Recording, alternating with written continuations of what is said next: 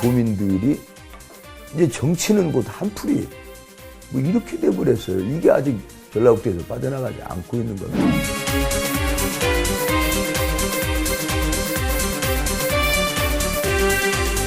오지사와 우리 도의회 새정치민주연합 의원들이 같은 정당이다 보니까 어찌 보면 중요한 이슈 문제에 있어서 거수 역할을 할 가능성도 상당히 크다. 지역 발전에 대한 의제보다는 개인적으로 뭐 국회의원의 의견을 힘센 그 기득권의 의견을 듣는 경우가 많다는 거죠.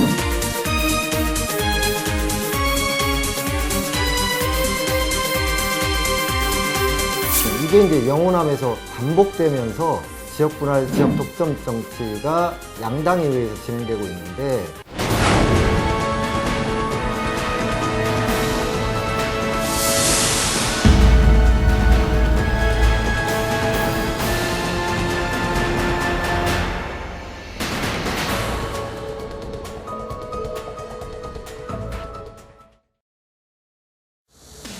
전라북도의 국회의원 11명은 한 사람도 빠짐없이 같은 정당 소속입니다.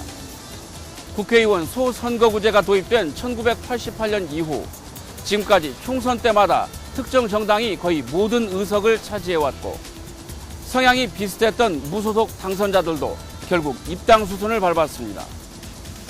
전라북도 의회와 14군데 시군 의회의 사정도 별반 다르지 않습니다.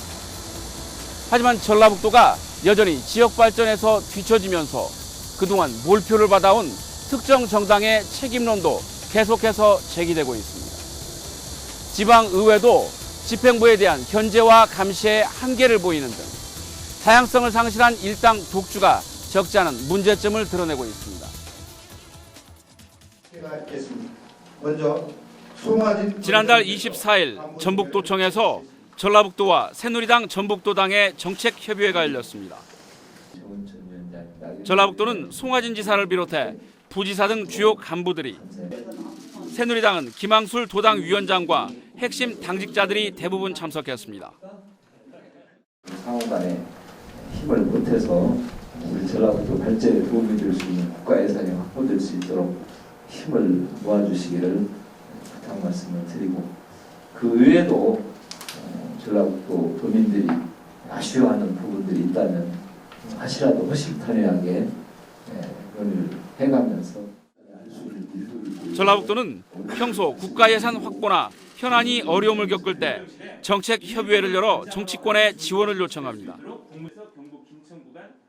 하지만 도내 국회의원이 모두 새정치민주연합 소속이어서 현역이 없는 새누리당과의 정책협의회는 상대적으로 적습니다. 오늘 이 자리는 저희 새누리당으로서는 매우 뜻깊게 생각하고 힘이 닿는다면 끝까지 달려가서 일하고 싶은 도민의 일을 선언합니다.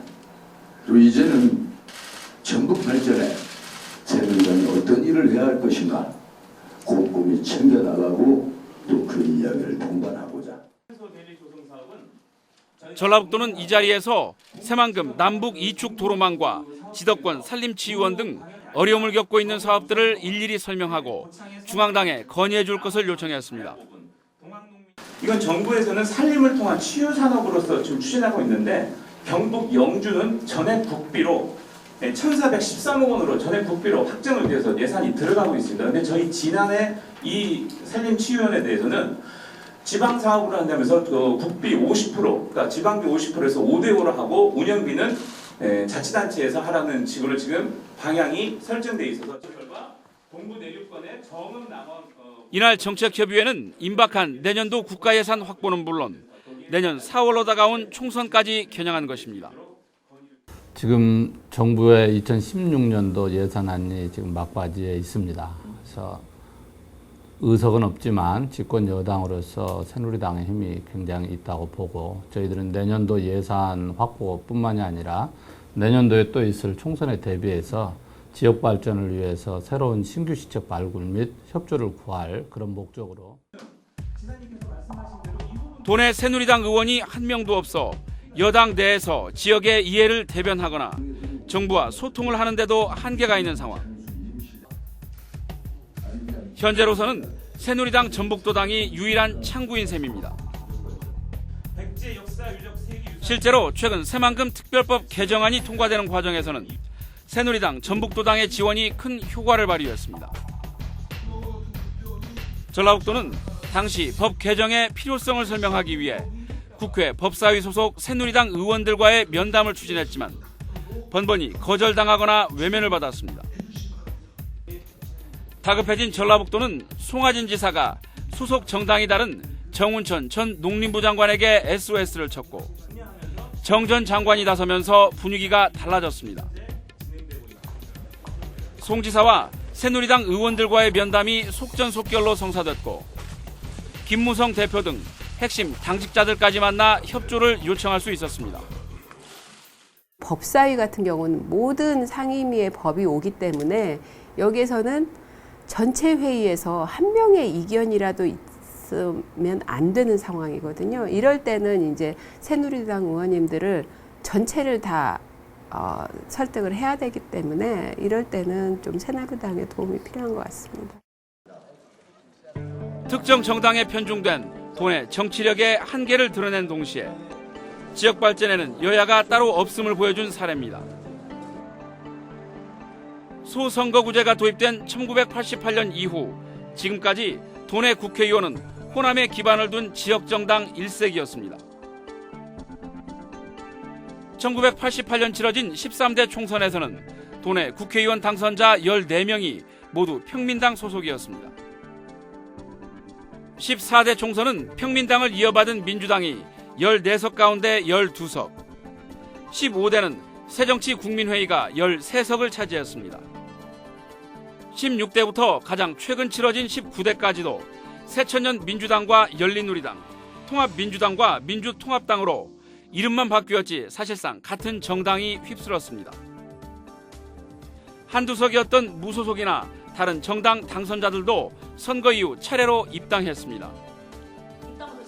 하지만 이 같은 상황에서도 지역 낙후나 도민들의 소외감은 해소되지 않아서 지역 정당의 책임론도 끊이지 않고 있습니다. 최대 현안인 새만금은 24년째 내부 개발도 마무리하지 못했고 속수무책으로 경상남도에 뺏긴 LH 등이 대표적인 예입니다. 김대중 노무현 대통령에게 90% 이상의 지지를 보냈고 여당이었던 열린우리당 시절 당 3역을 전북 출신이 하면서도 지역 발전에 전기를 마련하지 못했습니다. 특정 정당에 대한 몰표는 과거 독재정권 교체의 염원에서 시작됐습니다. 하지만 이 같은 일방적인 지지가 계속되면서 공천이 곧 당선이 되는 현실이 되자 정치인들이 지역 발전보다는 자신의 정치적 입지에만 더 신경을 써왔기 때문이라는 분석입니다. 중앙의 어떤 유력한 정치인과 공천 문제만 어떻게 잘 줄을 쓰면 나머지 해결되기 때문에 지역의 어떤 주민들, 도민들의 눈치를 더 이상 볼 필요가 없는, 그러니까 선거 때는 대단히 형식적인 어떤 공약, 형식적인 어떤 행위 이런 것들로 선거 운동을 하지. 2012년을 기준으로 인구 비중에 비해 지역 내 총생산 비중이 오히려 낮은 권역은 대구 경북과 광주 전라, 강원 제주 등입니다. 일부에서는 대구 경북과 광주 전라권의 총생산 비중이 낮은 건 다른 지역보다 심화된 일당 독주와 관련이 있다는 해석을 내놓기도 합니다. 지역 연구 정당인 특정 정당한테 몰표를 몰아줬는데 그러면 당연히 지역 발전이 잘 된다라고 생각을 해야 맞췄으니까 상식적으로. 근데 오히려 역설적으로 TK가 꼴찌고 호남은 꼴찌 두 번째라는 얘기죠. 이게 이제 지역 경제 성격세예요. 최 교수는 대전 충청권의 사례를 주목해야 한다고 주장합니다. 과거 정치에서 변방에 머물렀던 충청권이 최근 10여 년 사이 가파른 지역 발전을 이어가고 있기 때문입니다. 참여정부의 지역 균형 발전 정책 속에 세종시가 조성됐고 과학 비즈니스 벨트 유치와 호남권 KTX 노선 문제도 여야 간의 경쟁 구도를 통해 얻은 정치적 과실이라는 입장입니다. 대전 충청권에서는 지역 내 다수 정당이 13대 총선 이후 신민주공화당과 민주자유당, 자유민주연합과 열린우리당을 거쳐 자유선진당과 새누리당으로 매번 바뀌었습니다. 절대로 이 충청도 사람들은 일성정당도 계속 총선 때마다 바꾸지만 일성정당의 최고 득표율도 압도적으로 주지를 않습니다. 그러니까 철저하게 실력 투표를 하면서 이 힘의 균형을 유지하고 오고 있죠. 이제는 인구도 호남권을 앞질렀고 그 격차도 갈수록 심화될 전망입니다. 지난달 기준 충청권 인구는 525만 명, 호남권 인구 523만 명보다 2만 명이나 많습니다. 역사상 충청권 인구가 호남권을 추월한 것은 이번이 처음입니다. 이런 속도라면 4년 뒤인 2017년에는 충청권 인구가 31만 명이나 더 많아질 전망입니다. 지역이 발전하고 인구가 늘어나자 정치적인 발언권도 커져서 국회의원 의석을 조정해야 한다는 목소리까지 이어지고 있습니다. 그동안 영호남 대결 구도 속에 캐스팅 보트를 행사해왔다면 이제는 충청권이 스스로 정치적 주체가 돼야 한다는 자신감 속에 영충호 시대라는 신조어까지 만들었습니다. 새누리당 중앙당에서 제2 사무부총장을 지낸 전희재 씨는 인천과 충청권이 지역에서는 정당끼리 치열하게 경쟁하지만 국회에서는 여야가 뭉쳐 지역 현안을 해결한다고 말합니다. 큰 이슈가 있을 때는 그때는 여야 간에 완전히 혼연일체가 돼가지고 싸우기 때문에 이게 중앙당과 또 중앙 정부하고 싸우기 때문에 이 단순한 일당으로만 싸우면 힘이 안 생깁니다. 근데 여야가 같이 합해가지고 이렇게 싸우니까 이게 핵분열을 일으키는 거예요. 그래서 그 힘이 더 파워 커지고 그 일이 굵직한 일이 해결되는 걸 여러 번 봤습니다. 새정치민주연합 인사들은 일당 독주가 오히려 지역 쇠퇴를 가져왔다는 지적에 대해 그동안 정치인들과 당이 보다 적극적이고 주도적이지 못했다며 일정 부분 책임을 인정했습니다. 하지만 보다 근본적인 책임은 영호남 대결 구도로 몰고 간 영남 정권에 있다는 입장입니다. 전체적으로는 우리나라 어떤 정치 구도를 영호남 지역 대결 구도 또 지역 차별 구도를 극복하는 것이 가장 중요한 문제로 보고 있고요. 두 번째로는 우리 전라북도 지역의 주도적인 정당인 새정치민주연합이 내부 혁신을 통해서 정말 도민들의 지지를 받을 수 있고 또 우리 전라북도 지역 발전에 책임성 있게 대안을 내놓고 또 이를 이끌어갈 수 있는 정당으로 발돋움하는 것이 가장 중요한 문제가 아닌가 그렇게 생각하고 있습니다.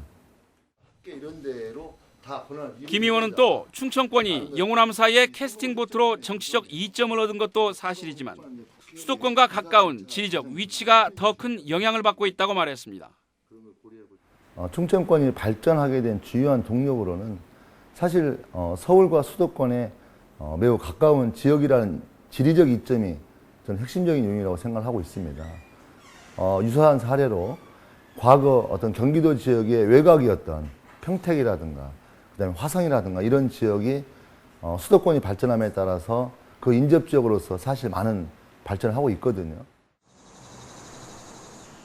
같은 호남권인 전라남도에서는 지난해 큰 변화가 생겼습니다. 이번 선거의 최대 이변은 역시 새누리당 이정현 후보의 당선입니다. 민자당, 신한국당, 한나라당, 새누리당으로 이어져 오면서 누구도 뚫지 못했던 전남의 초롱성에 처음으로 깃발을 꽂았습니다. 고질적인 지역 대결 구도의 병폐를 전남 유권자들이 먼저 깬 셈입니다. 지난해 7월 30일 실시된 재보선에서 새누리당 이정현 후보의 당선은 큰 파장을 몰고 왔습니다. 13대 총선 이후 26년 만에 영남에 기반을 둔 정당 후보의 당선이었기 때문입니다. 이른바 예산 폭탄을 약속하며 당선된 이정현 의원의 활동은 지난 1년 동안 여느 국회의원과는 크게 달랐습니다. 매주 자신의 지역구인 전남 순천과 곡성의 마을을 돌면서 주민들과 막걸리를 마시며 민원을 듣고 마을 회관에서 잠을 잔 뒤 다음 날 민원 현장을 살피는 일을 38주째 해왔습니다. 새누리당 최고위원으로 국회 예결위에 배정돼 순천 곡성은 물론 광주 전남의 예산 확보에도 힘을 쏟고 있습니다. 제가 6번이나 예결위원회로 들어가가지고 그렇게 어렵다는 순천만 정원에 운영비 예산까지 따내고 순천에 에코그라드에 수도 없이 많은 그러한 그 교육장을 짓고 청소년들 교육을 위한 여러 가지 센터를 만들고 그리고 그동안에 그렇게 수건 사업으로 미뤄왔었던 많은 도로와 다리 사업들을 다 해내고 아직 평가는 이르지만 이 의원의 당선과 이 같은 활동은 인근 지역구의 야당 의원들에게도 큰 자극이 되고 있습니다. 이 의원은 공천만 받으면 당선되는 현실에서는 누가 열심히 하겠느냐며 특정 정당에 대한 맹목적인 지지로는 지역 발전이 될 수 없다고 강조합니다. 이제는 한 번 정도씩은 30년 동안 미뤄진 정당에 대해서 회초리도 한번 들고 심판도 한번 하고 그리고 정신 바짝 차리게 정말 사랑하고 정말 좋아한다고 한다면 새정치민주연합도 호남에서 떨어질지도 모른다고 하는 그런 경계심을 분명하게 줘야만이 저는 지역민들이 정치인들로부터 대접받을 수 있다고 봅니다. 새누리당 전북도당은 시장경제의 핵심이 경쟁인 것처럼 정치도 경쟁 구도가 더 큰 효과를 낼 수 있다는 입장입니다. 새누리당은 내년 총선에 대비해 지역 공약을 개발하고 전남과 같이 단 한 명의 당선자라도 내기 위해서 도당의 역량을 모은다는 계획입니다. 우리 새누리당 전라북도에서 실질적인 현황은 당선이다. 물론 여기도 목표가 있겠죠. 또 다른 목표가 있습니다. 득표력을 좀 올리는 거. 이래가지고 지역 정서에 대한 정치적 정서를 좀 바꾸고 싶은 거죠. 그리고 또 이 지역구 자체에서도 한 자리 정도는 어디로 좀 집중적으로 좀 공략을 좀 해봐야 되겠다. 특정 정당의 일당 독주의 문제는 지방의회에서도 적지 않은 폐해를 낳고 있습니다. 전라북도 의회는 현재 37명의 도의원 가운데 새정치민주연합 소속 의원이 34명이나 됩니다. 나머지는 새누리당 비례대표가 1명, 무소속이 2명입니다. 무소속 김현철 의원은 새정치민주연합 이외의 도의원이 3명뿐이어서 별도로 교섭단체도 구성할 수 없다 보니 의회 내에서 다양하고 합리적인 토론을 기대하기 어렵다고 설명합니다. 무엇보다 도지사와 대부분의 도의원들이 같은 정당이어서 민감한 이슈나 핵심 정책에 대한 견제와 감시 활동도 제대로 이루어지기 어렵다는 겁니다. 집행부의 수장인 도지사와 우리 도의회 새정치민주연합 의원들이 같은 정당이다 보니까 어찌 보면 중요한 이슈 문제에 있어서 거수격화를 할 개연성도 상당히 크다. 실제로 지사의 대표 공약인 삼랑농장과 관련해서도 지사의 대표 공약이라는 이유로 사실은 무조건 미뤄지고 있는 측면이 강합니다. 김 의원은 지난해 여론의 질타 속에서도 도의원 관사 매입이 끝내 진행된 것도 같은 정당의 동료 의원들이 드러내놓고 반대하기 어려운 구조 때문이라고 설명합니다. 물론 이제 원거리, 고창, 무주 이런 데는 사실 어떤 공간이 필요할 수도 있습니다. 그러나 예산을 절감시켜야 할 의회 의원들의 본연의 임무를 한번 살펴봤을 때 좀 무리가 있었죠. 그런데 반대 의견을 내세우기는 상당히 어렵습니다. 이 아까 말씀드린 일당 독주 체제다 보니까. 국회는 물론 지방의회에서조차 이른바 진보정당, 소수정당에 설 자리는 대단히 좁습니다. 8대와 9대 전주 시의원으로 활동했던 오연숙 정의당 전북도당 위원장. 오 위원장은 시내버스나 종합경기장 같은 민감한 현안은 물론 새로운 조례를 발의하는 것도 매우 어렵다고 털어놓았습니다. 다수당의 견제는 물론 때로는 집행부의 반대 로비까지 혼자 감당하기 어렵기 때문입니다. 의회에 다양한 정책과 의견이 자랄 수 있는 토양 자체가 없는 셈입니다.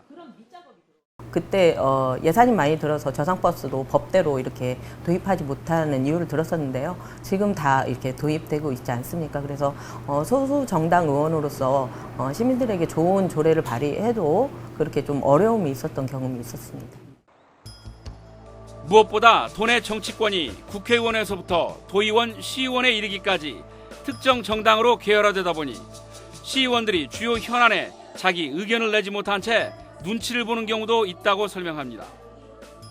지역 발전에 대한 의제보다는 개인적으로 뭐 국회의원의 의견을 힘센 그 기득권의 의견을 듣는 경우가 많다는 거죠. 그래서 과정에서 건강한 목소리를 내도 이 목소리를 내므로 해서 불이익을 당한다는 그런 것 때문에 결론적으로는 그렇게 건강한 목소리를 내던 의원님들이 의견을 접는 경우들이 많이 있었습니다. 도내 14개 시군의회 가운데 진안과 임실군 의회만 무소속이 과반을 넘었을 뿐 12개 시군의회에서는 많게는 80% 이상을 새정치민주연합이 차지하고 있습니다. 어떤 일을 추진할 때 그와 다른 이야기를 할 수 없다고 하는 거죠. 그리고 여야, 소수 정당을 포함한 다양한 어떤 의견들, 어떤 돌파력, 다양한 시도들을 할 수 없고 유력한 정치인이 이야기하면 그냥 그대로 따라하는. 그래서 지방정부 같은 경우도 견제와 비판이 제대로 이루어지지 않고요.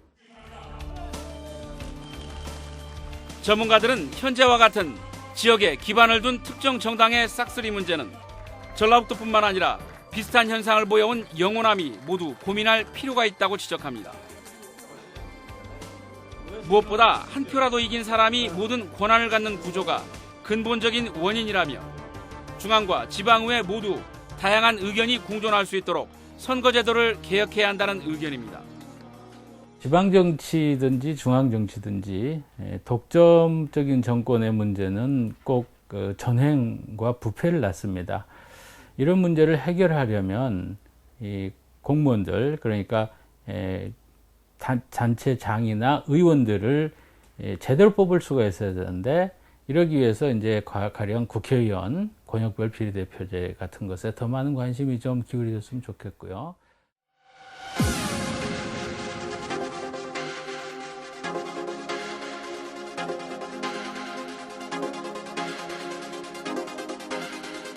(1988년) 소선거구제가 도입된 뒤 전라북도의 유권자들은 국회는 물론 지방의회조차 특정 정당에 맹목적인 지지를 보내왔습니다. 전라북도의 위상과 형편이 줄곧 내리막길을 걸어온 만큼 이에 대한 책임론을 놓고서도 갑론을박이 이어지고 있습니다. 분명한 것은 몰표가 가져온 줄서기 정치, 패권 정치로는 치열한 경쟁을 통한 지역 발전을 기대하기 어렵다는 겁니다. 다양한 의견과 토론이 공존하고 건강한 비판과 감시가 있을 때 비로소 지역 정치권의 경쟁력도 높아질 수 있습니다. 20대 총선이 내년으로 다가온 가운데 특정 정당에 대한 일방적인 지지와 일당 독주 현상이 지역 발전에 독인지 약인지 진지한 고민이 필요한 시점입니다.